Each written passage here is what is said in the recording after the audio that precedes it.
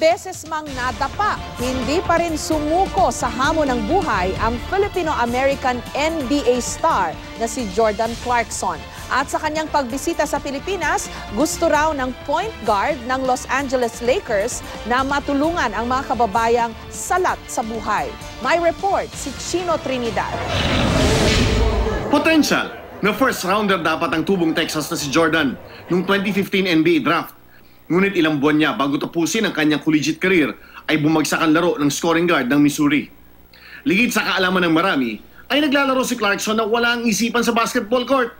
Ngunit nasa ospital sa Missouri kung saan ang kanyang ama at itinuturing na best friend ay sumasailalim sa maselang operasyon dahil sa cancer of the spine. Kahit bumaba ang level ng laro ni Jordan, ay kinuha pa rin siya ng Los Angeles Lakers sa second round bilang 46th pick overall.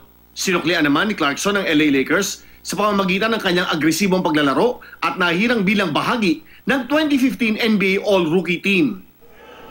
Noong nakaraang Huwebes ay dumating sa bansa ang rookie guard ng Lakers para sa kanyang unang pagbisita sa lupang tinubuan ng kanyang nanay. Sabado, kasama sina NBA Ambassador Horace Grant at Utah Jazz guard Trey Burke ay nagsilbing coach ng mga bata sa Smoky Mountains sa Tondo, si Jordan. Kung noong una, akala niya ay napakahirap na ng pinagdaanan niya, laking gulat ni Jordan sa kanyang nadatnan. It's touching to me, to come back. These kids out here playing with sandals on and stuff. We don't see that out in the United States.